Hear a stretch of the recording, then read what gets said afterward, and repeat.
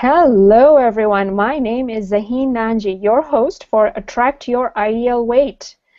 And this is episode number 9. Can you believe it's already episode number 9? Yeah, even though I do it once a month, it adds up. And I would like to thank all my viewers who have been watching this either live, like you are right now, or even after it's recorded and on YouTube or on my website.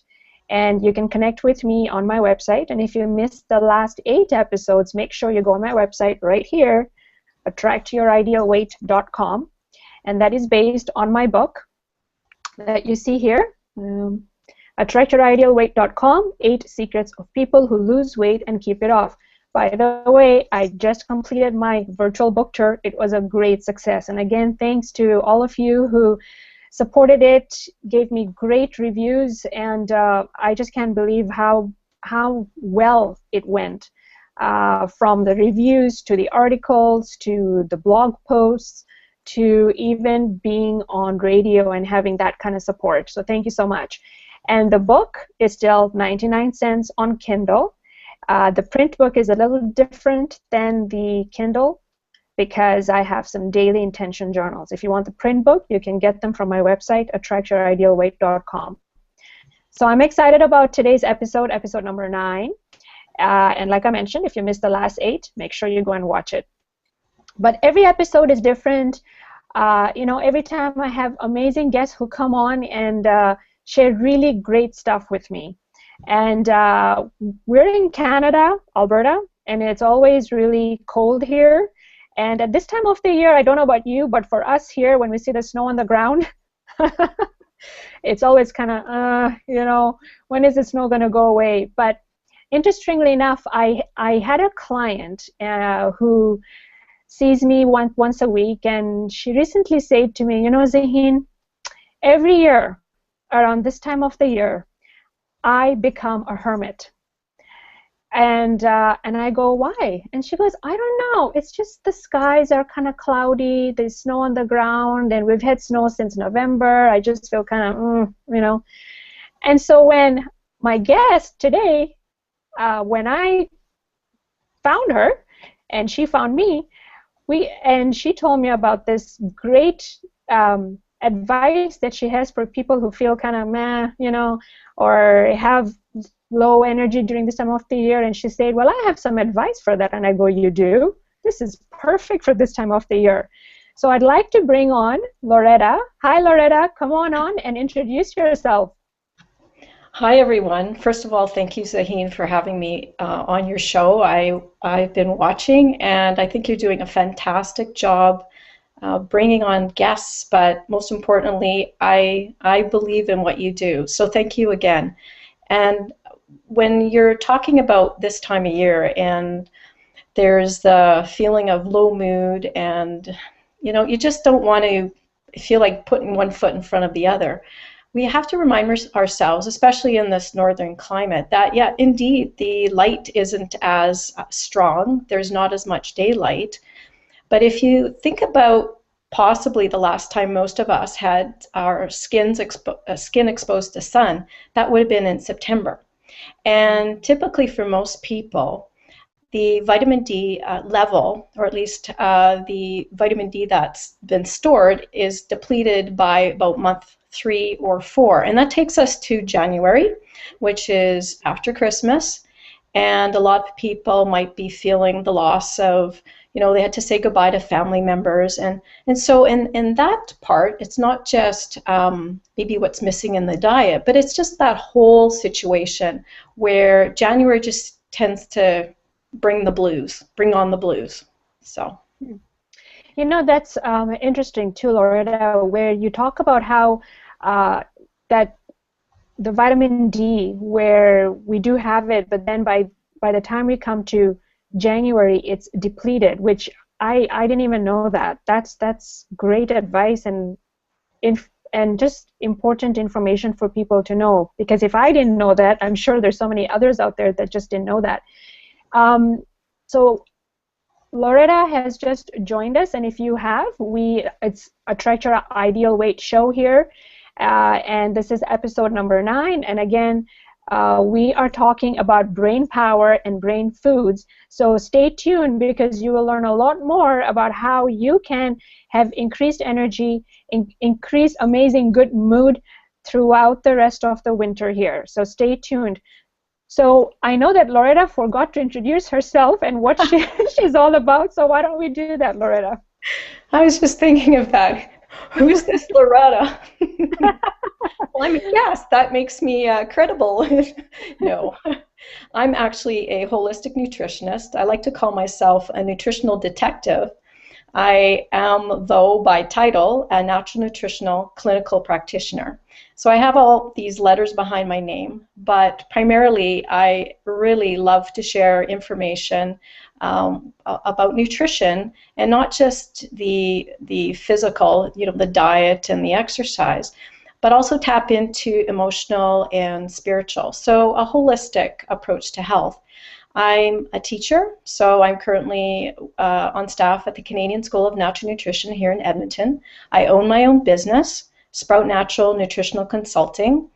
Like I said, I'm an educator as well, and I offer one-on-one consultations, and I just love hearing people's stories and how I can hopefully help them, and we learn together. By the way, I do not know everything. I learn every day. So that's a little bit of who I am. So I'm pleased to be here. Yeah. Okay, so let's get on to brain foods and brain power. So like we mentioned before, where we go through that, the low energy and low moods during this time of the year. So tell us, what foods could be avoided to prevent the low mood and low energy then? Well, for starters, to answer this, the most common biochemical imbalance is really blood sugar fluctuations. And that in itself can lead to mood disorders or even mental illness. So to keep that in mind, it'll probably be no surprise here that for optimal health, you'd want to steer clear of two main foods, and I wouldn't even necessarily want to call them foods, but the first one, refined sugars, and then the second one, processed carbs, because those, like I say, in themselves, they will increase inflammation in the body, spike insulin levels, can potentially lead to weight gain, but as I mentioned, they very much are can encourage a mood disorder or even mental illness. So refined sugars, processed carbs, those things to be avoided. And what I mean by processed carbs, yes, you're thinking of cakes and cookies and, oh, you can never eat them again. That's not when I'm saying that you can never do something. However, there are some poisons out there that you're just never going to do. If you're having your birthday and you really enjoy a cupcake, we'll have the cupcake. But if you're finding yourself constantly reaching for these processed carbs or refined sugars to give you a high, or there's always going to be a low after that. So there's like a pendulum swing. And that's that blood sugar imbalance. The brain is almost totally dependent on glucose. So you need to have this, this stable level of glucose. Excuse me. So anyway, those are the two things to definitely avoid. Okay. So then if we have to avoid that, and I know that after the holidays, which is in December, a lot of people go through a lot of the sugars and junk food and chocolates and all the good stuff. And is that why they say that come January it's good to detox? Is that one way to overcome those sugars and things like that? It could be. For some, that could work. There's a whole bunch of answers here, and I'm going to try to make it as organized as possible. First of all, our body is constantly detoxing. So we can just encourage a daily detox by looking after our livers, because that's really where all this detoxification is happening. We don't have to actually suddenly change our regime so dramatically, which in itself might land up setting us up for failure. Because if you change something so much, there's a strong likelihood that it's just not going to be sustainable. So if you do something as simple as adding lemon to your water first thing in the morning and right before you actually eat, that can really help the liver to encourage detoxification. So that's how I'm going to answer it that way.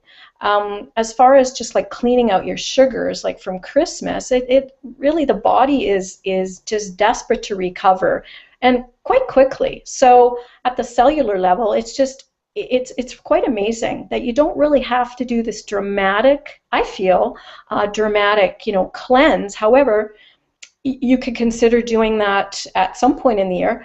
But talking about cleanses, if you look at the seasonal, like if you look seasonally, I feel the better time if you wanted to do a cleanse, but again, nothing too dramatic, would be spring.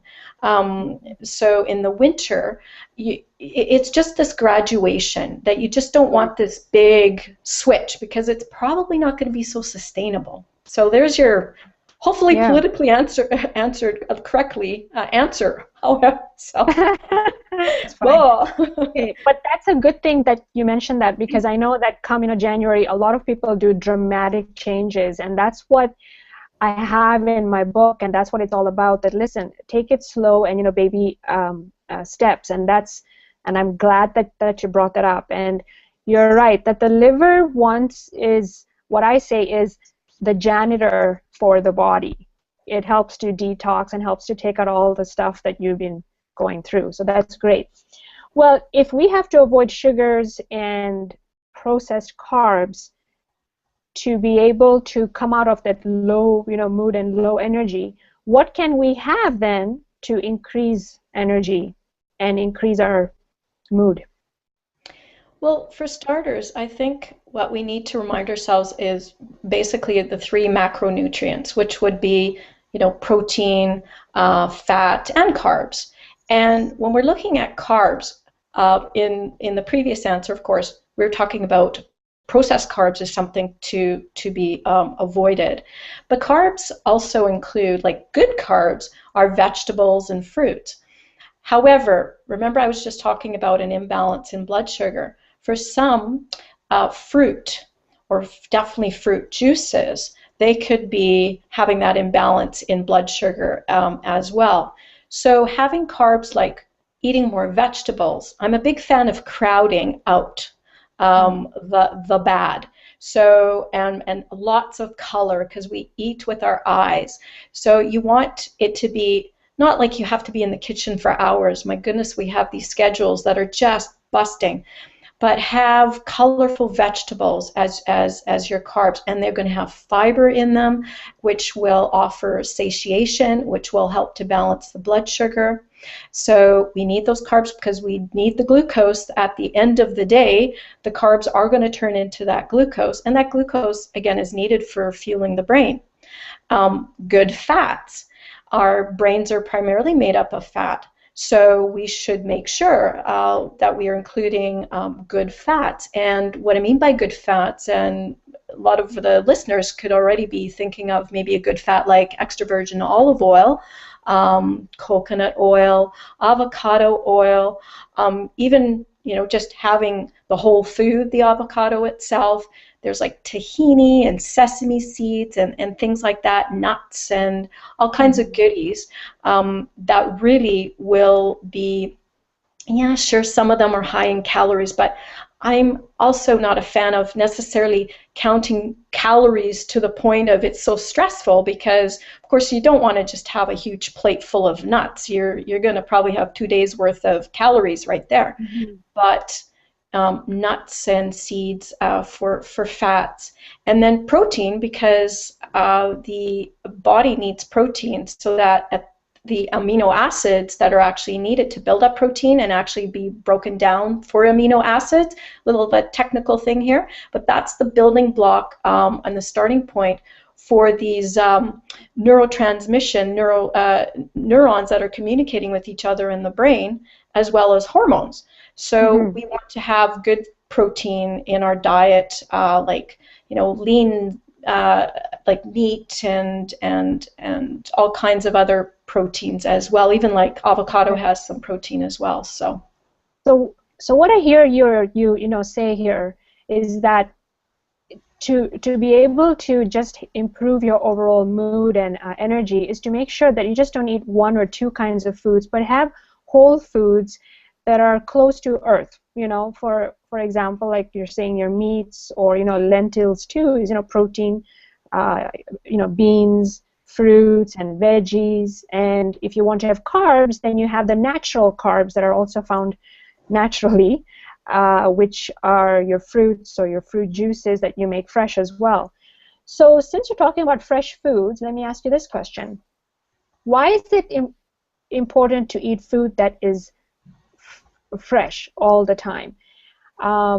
And how can not so fresh food hinder the brain function? well, there's two reasons. The not fresh foods can actually encourage an increase in histamine levels, and I'll get into what that means in just a minute. And second of all, if it's not fresh, then likely it can also encourage an increase in bad bacteria in your gut, which both of them can be factors in contributing to low mood. Hmm. So those two in themselves. Now, histamine without getting into technicalities here, histamine is naturally circulating in our bodies, and some of us produce a lot more histamine than others. So we'll just park that for a second. But to explain histamine with a food example, let me give you this. Fresh fish, for example, contains no or little histamine, but it spoils very easily. And once it spoils, it rapidly accumulates histamine. So the levels of histamine in that case is due to bacteria. So then further processing, which can include salting and drying methods like smoke drying, marinating, all of these also can increase the histamine level as well. Remember, I was talking about that histamine can be a factor in contributing to low mood, like if there's too much. Some of us are thinking like, well, histamine, too much histamine, that means making an allergic reaction. That's a conversation for another day. Yes, that there is histamine involved for some people when we're talking about allergic reactions. But other examples for foods that are higher in histamine are, smoked and processed meats. So again, we're going away from the fresh and we're getting into anything that's been processed. So smoked, processed meats, aged foods, fermented foods, dare I say alcohol has especially red wine and champagne. That's not to say that people can't have that ever. It's just to be mindful that if you've got maybe a lower mood, then you might want to play around with that. Not the glass of wine every night, but maybe just on the weekend and watch your symptoms afterwards. So there's canned vegetables too. Notice how, again, we're going away from fresh here to anything that's been, beyond a reasonable storage time or even processed. And again, that's the histamine. The Right. bacteria itself, bad bacteria, also as well, starts developing or growing more if there is not so fresh food, and that again, like I say, can lead to low mood. So there you So I have a go. question for you, because this I'm sure will come up with the people watching this. Is okay, so you're saying that that if you smoke or if you age meat, then they make more histamine, correct? Yes. Okay. So what if, like, if I was thinking, well, if I go to the store and I buy meat, well, that's of course aged quite a bit. How do I avoid that then? Here's the thing. I'm glad you asked that because I don't want the viewers to think that I'm suggesting you should never eat any of the foods that I just said, though I'm always looking at good, better, best. So good could be, your canned whatever it is. Better would be So canned vegetable for some reason, okay, because we need to stock our shelves, okay. Better would be maybe the frozen. The best would be the fresh, right out of the garden. So it's not like I'm saying that we shouldn't have any of these foods. It's back to symptoms. If you're finding you've got low mood, for example, or you've got low energy, you've got fuzzy memory, by doing a track, like I encourage my clients to do, you do food diaries and to see what you've been eating. Just by being mindful that some of these foods, like even sauerkraut, and there's foods that are like, we could have a whole program on fermented foods and how great it is to encourage maybe good bacteria if it's done properly. But through symptoms and documenting, then you can kind of see where it could be one of those things that I've just mentioned. So it's not like, oh, don't ever eat anything again, like I just said, because there's actually some fruits and vegetables that you'd be going like, what? Tomatoes and eggplant for some. But it's just to see what could be the trigger. And it doesn't mean just this equals this. It's got to be approached like holistically, because it's not necessarily that could be the one culprit that's derailing you. So does that make sense? Does that make sense? And I like the fact that you did the like, good, better, best, and good meaning that you want to have your canned stuff there, right? Like if you only have access to that, and then your better is, I guess, your frozen stuff, like your frozen veggies, frozen fruit, correct? And then your best is your fresh stuff, right? Exactly. Yeah. Okay. Perfect. So why don't you give us some ideas on some quick snacks or meals that we could eat, especially during this time of the year, to increase our brain power? I'm so glad you asked.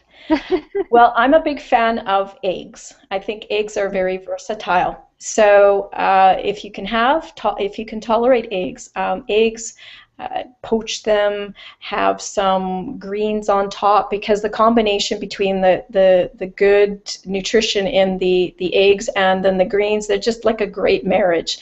Have an avocado, maybe half of an avocado, and I've got this wonderful recipe for like a tahini dressing, so that drizzled over top with pumpkin seeds. Pumpkin seeds are really good for brain health. So there's kind of like some snack ideas, or even some lunch ideas, or even breakfast or supper. You could also have, there's like chia seed puddings out there, some really wonderful recipes for that. What's really good, especially for people who they're working all day, you can make it the night before, and you've got this wonderful pudding to grab and go in the morning for your lunch, or you can have it for breakfast.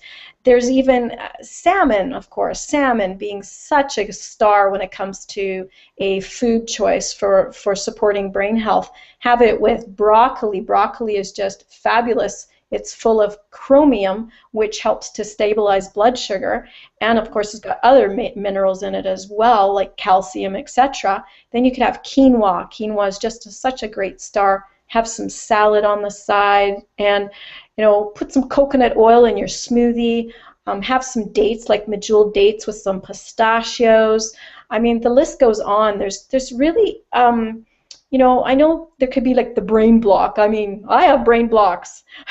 What are we gonna eat today? But if you just start with maybe some nuts or seeds and go from there, do like sprinkle on, make a big salad. I try to keep quinoa, like I say, I've already mentioned, but quinoa in the fridge so that but not past 2 days, mind you, so that it could be a part of a really nice salad with some nuts and things like that. So how's that for a start?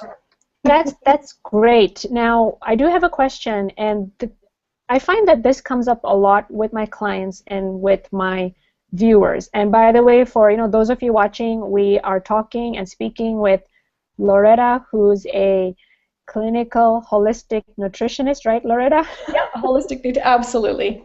Okay, and she is talking about brain power and brain foods, especially during this time of the year when we have low moods and low energy, what to avoid and what to increase then to increase your energy, and how to make some snacks and meals.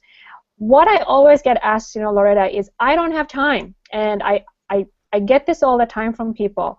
How can I plan ahead? What are some, tips that you could give to people on planning ahead and making sure that, what, you have foods for breakfast, for lunches? So, give us some ideas for, breakfast, like smoothies would be one.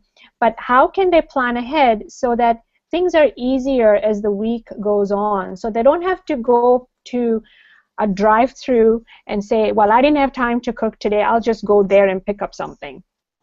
Okay, well, we'll start with breakfast because that's what we started talking about. There's a few things like I like to keep on hand, and one of them is quinoa flakes. So you're hearing me talk a lot about quinoa, but quinoa flakes. Quinoa flakes, when you add any moisture to it, like your almond milk or water, it just makes it's like an instant oatmeal, but very healthy for you.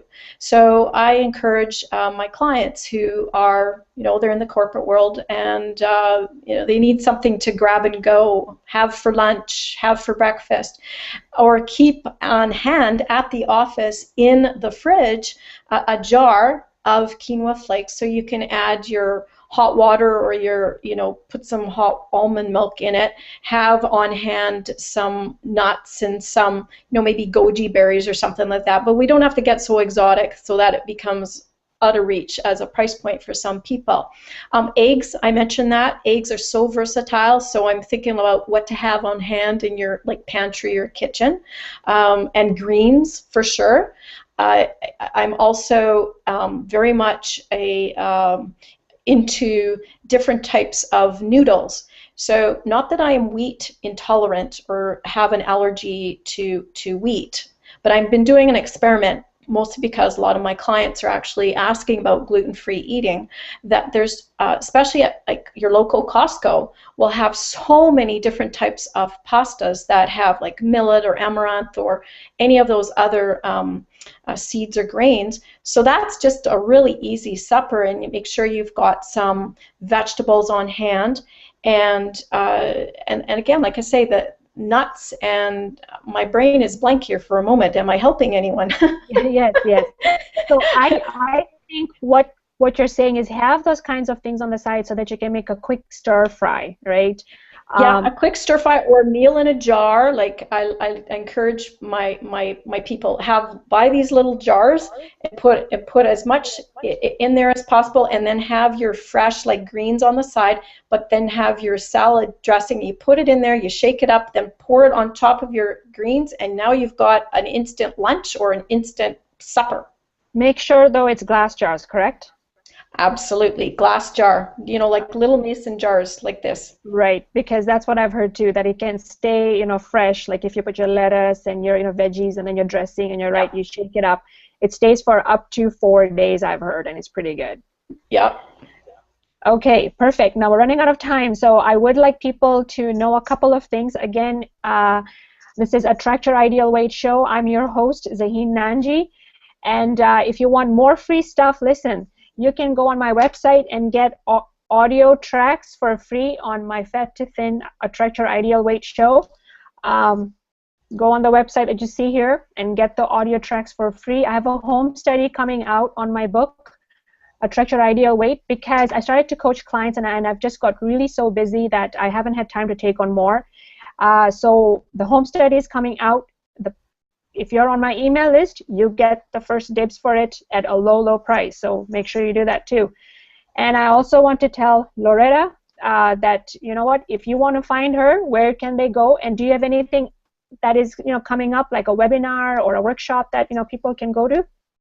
Well, my website's right here too. So right at the front page, you can sign up for a newsletter. I am attempting to have one out by the end of next week or in the beginning of February, because locally I do offer face-to-face workshops. One of them is actually called Brainy Babes, and we just had one last week. So it's all about brain health, etc. But I am hoping to do some webinars so I can reach all of the viewers, no matter where you live, which actually, I want to remind folks that they can connect with me anytime. I can do Skype, one-on-one consultations, etc. If you're on Facebook, you can look up Sprout Natural Nutritional Consulting and find me there, because I do have my company Facebook page there as well. There's lots of cool things coming up with the Sprout, and I invite you to, again, go to my website or email me at sproutnaturalnutrition@gmail.com, and then we can connect that way. Perfect. And I think I've learned so much from you today, Loretta, that I feel that, and I find that I'm sure that the viewers also feel the same way, that I want you to come back on again and talk more, because there's just so much information, and I think that people are confused, and all they need is simple things that they can do every day, where they're not, like there's all these books out there now that do this or do that. Well, just give me the information so I know what to do. Yes. So, yes, and also for those of you who want to know more about the next Hangout, which will be the last Sunday of the month, and the next one, episode number 10, will be on 22nd of February, and I will have Amelia Marcin. She is a personal trainer, and she'll be coming on to talk about March Madness, where springtime comes and we go crazy and we run around and things like that, and she will show you how you can just take a breath and pace your life and still be able to be active physically. So with that, make sure you join my Google Plus community, which is Attract Your Ideal Weight community. Go on there because you get more free tools from me.